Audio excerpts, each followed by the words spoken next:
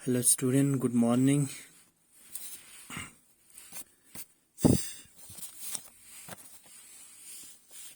तो हम क्लास 11 में हम उस वक्त डिस्कस किया था डिफिनिट इंटीग्रल। ठीक है ना, क्लास 11 में डिस्कस किया था उस वक्त डिफिनिट इंटीग्रल। डिफिनिट इंटीग्रल हमने कहा था वो इंटीग्रल या वो इंटीग्रेशन जिसमें आप लोगों का लिमिट्स डिफाइन होता है। इंटीग्रेट कहाँ से कहाँ करना है वो लिमिट्स आपका दे रखा होता है। उस इंटीग्रल को आप क्या कहेंगे? डिफिनिट। ठीक, आज हम देखते हैं इंटीग्रेशन बाय पार्ट्स।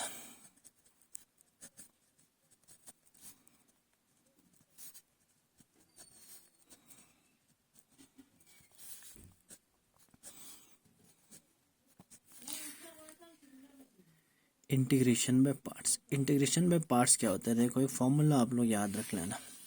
अगर आपके पास दो फंक्शन है, फर्स्ट फंक्शन सेकंड फंक्शन, इस तरह से ये आप लोगों का इंटीग्रेबल फंक्शन है, फर्स्ट फंक्शन और सेकंड फंक्शन। अब अगर डिफरेंशियल होता तो आप लोग क्या करते? फर्स्ट को ऐसे रखते थे, सेकंड को डिफरेंशिएशन करते थे, और सेकंड को ऐसे रखते थे, आप फर्स्ट को डिफरेंशिएशन करते थे। ठीक है ना। जब इंटीग्रेशन होगा तो आप लोग क्या कर देंगे? फर्स्ट फंक्शन को आप ऐसे रखना है। ठीक है ना। तो फर्स्ट कैसे लेना है वो भी हम बता देंगे। तो इंटीग्रेशन करना है आप लोगों ने सेकंड फंक्शन को, माइनस डिफरेंशिएशन करना है आप लोगों ने फर्स्ट फंक्शन को। एक बार सेकंड फंक्शन को आप लोगों ने इंटीग्रेशन करना है। इन दोनों का जो रिजल्टेंट आएगा एक बार और इंटीग्रेशन करना है। समझ गया? फर्स्ट फंक्शन को आपने ऐसे रखना है, इंटीग्रेशन करना है सेकंड फंक्शन को, तो डिफरेंशिएशन करना है, माइनस करके डिफरेंशिएशन करना है फर्स्ट फंक्शन को, इंटीग्रेशन करना है सेकंड फंक्शन को। इन दोनों का जो रिजल्टेंट आएगा इसको एक बार और इंटीग्रेशन करना है। अब हम एक एग्जांपल बता देंगे, तो एग्जांपल से आपको आराम से समझ आ जाएगा। ठीक है ना। ये फॉर्मूला आप लोग कैसे यूज करें। अब इस फॉर्मूले में आप लोग एक चीज याद रखना, ILEAT, ये ज्यादा यूज होगा। ILEAT, आइलेट रूल जिसे कहते हैं। ये जो है फंक्शन को प्रेफरेंस कैसे देना है उसमें आप लोगों का मदद मिलेगा। मीन्स आप फर्स्ट फंक्शन किसको रखना है और सेकंड फंक्शन किसको रखना है। ठीक है ना। देखो आपका, तो आई का मतलब है आपका इनवर्स टेग्नोमेट्री। इनवर्स टेग्नोमेट्री,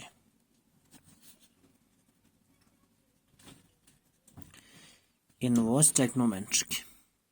ठीक है ना। इनवर्स टेग्नोमेट्री में sine inverse, cos inverse, tan inverse उसको कहेंगे। एल मीन्स आपका logarithm, logarithmic function, log function. E means आपका एक्सपोनेंशियल फंक्शन। ए मीन्स आपका अलजेब्रिक फंक्शन। और टी मीन्स आपका टेक्नोमेट्रिक फंक्शन।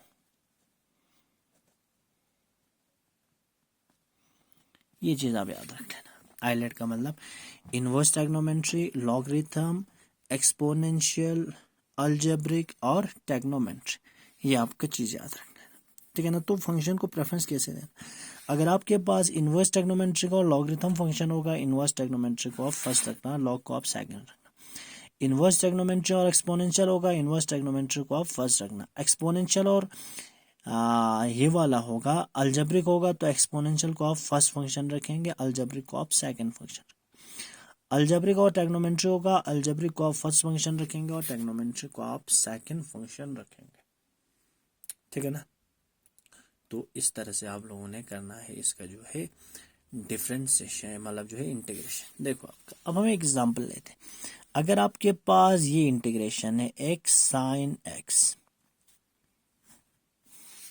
ठीक है ना, इसको इंटीग्रेशन करना है।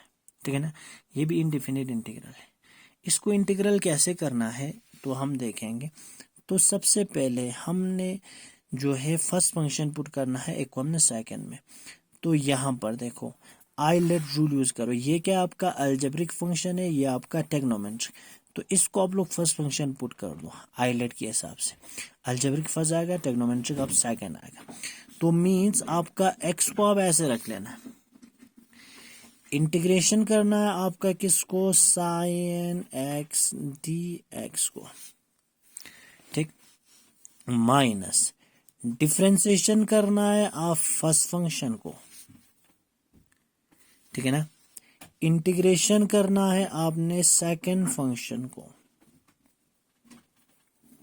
इन दोनों का जो रिजल्टेंट आएगा एक बार और इंटीग्रेशन करना है।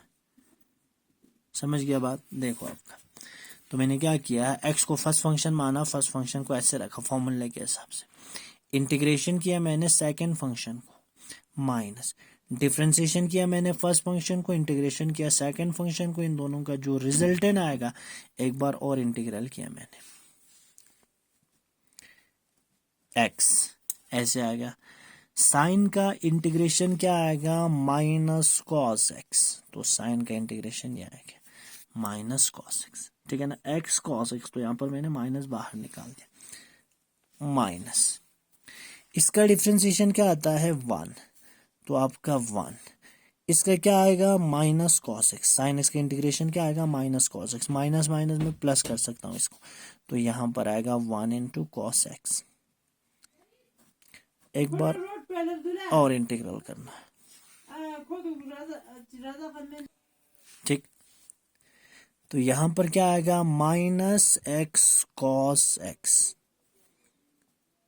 प्लस कॉस एक्स का इंटीग्रेशन क्या आएगा, कॉस एक्स का इंटीग्रेशन आएगा साइन एक्स, तो ये आपका इंटीग्रेशन हो जाएगा सॉल्व किस मेथड से, प्रोडक्ट मेथड से या इंटीग्रेशन बाय पार्ट्स से, ठीक है ना। दो फंक्शन होगा, जब दोनों प्रोडक्ट के फॉर्म में होगा तो इस तरह से आप लोगों ने सॉल्व करना है। ये आपका एक चैप्टर है मैथमेटिक्स में, आप लोगों का क्लास 12 वालों को इंटीग्रेशन बाय पार्ट्स, ठीक है ना।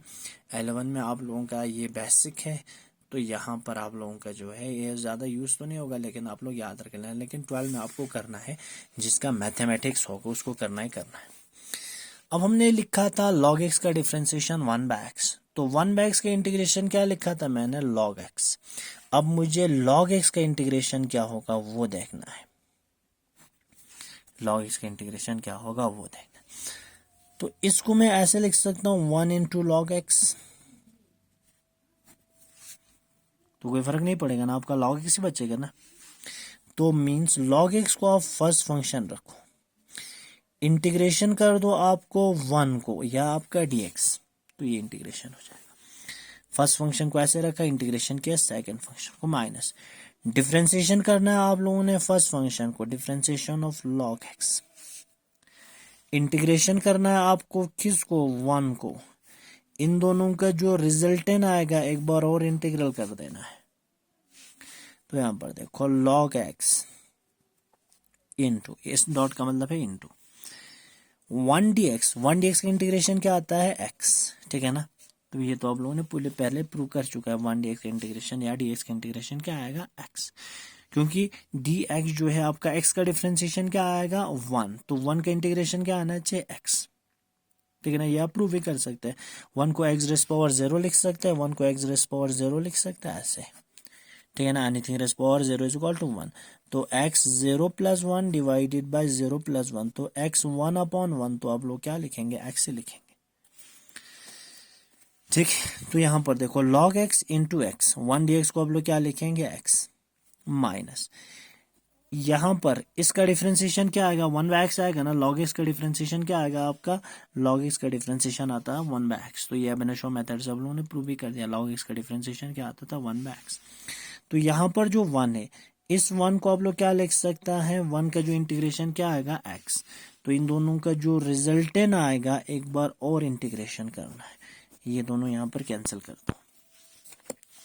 यहाँ पर देखो x log x, log x into x क्या लिखेंगे आप x log x, माइनस यहाँ पर देखो 1 dx का इंटीग्रेशन क्या आएगा x, 1 dx का इंटीग्रेशन क्या आएगा x, तो मीन्स ओवरऑल क्या बनेगा x log x minus x log x minus x, तो ये आएगा इंटीग्रेशन किसका log x का, ठीक है।